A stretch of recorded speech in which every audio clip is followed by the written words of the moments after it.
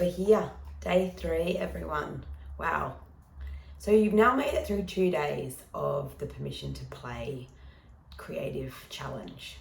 And I hope that what you're getting out of this is a experience where you're able to look at different tools, different prompts, and really get curious as to what it is that these things are capable of. What do they say to you at any given time? Because one of the things that we find with play is that it really is just so unique to each individual person. And seeing some of the work that you have all been creating so far is a perfect example of how each of us has so much to offer and provide in a play space, because it is just so different depending on where we are at any given time, what our lived experience is telling us at that time, what we ate for lunch, what's playing in the background. We are so exposed to so many different stimuli that the beauty of play is that every time we do it, something new happens. And it's so individual to each of us. So I hope that you've sort of been able to sit with some of these feelings that you've been having as you've been working through the challenge the last 2 days. And I think that over the next couple of days, that will become more and more evident, and you'll be starting to build some confidence around, approaching each of these different prompts in a new and different way, and staying curious. So yesterday's prompt was light, line, and loose. And I love working with lines because I feel like every single time that you work with lines, something different comes out of it, and it's a really enjoyable experience. It can be dynamic and rough, it can be soft and gentle. You can really just say so much through mark making with lines.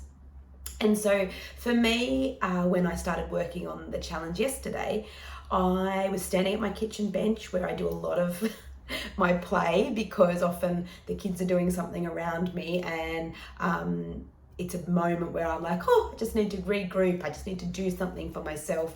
And so that's often where I will spend my time, doing something playful. So I was at my kitchen bench, I had my pencil case of bits and pieces, and I actually saw this really beautiful reflection on the wall that was coming through the window off the light. And I was like, oh my gosh, this is the perfect time to approach this challenge. And so I kind of had these sort of this idea around the light kind of creating a different dimension, and that's what I started to work with.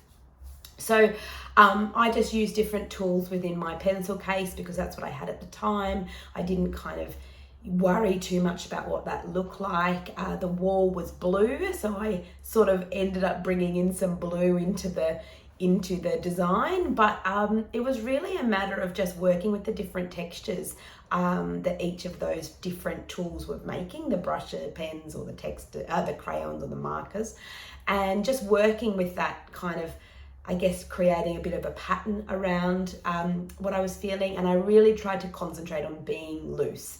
So my movements were quite relaxed and soft, and that's what I was kind of enjoying doing. And then I added some text around some of the words, thinking about what light does and how it kind of impacts our life and how I was feeling at the time. So that's the takeaway from what I did, and I'll obviously share some photos down below in the email. I would love again to see how you approached the challenge yesterday. Please feel free to email me or tag me on Instagram. You know the drill now. But yeah, any feedback on how you're finding this is really helpful for me to know, how this is impacting you. Okay. So we are up to day 3, and the words for today, I don't know if you've picked up yet on on the pattern that I'm doing, but the words for today are abundance, apple, and alive. and I'm interested to see what you do with those. Really, really excited for any feedback and how you're, feeling with this whole challenge, what the experience is like for you. So please let me know, and I will check back with you again tomorrow for day 4. Thanks, guys. Bye.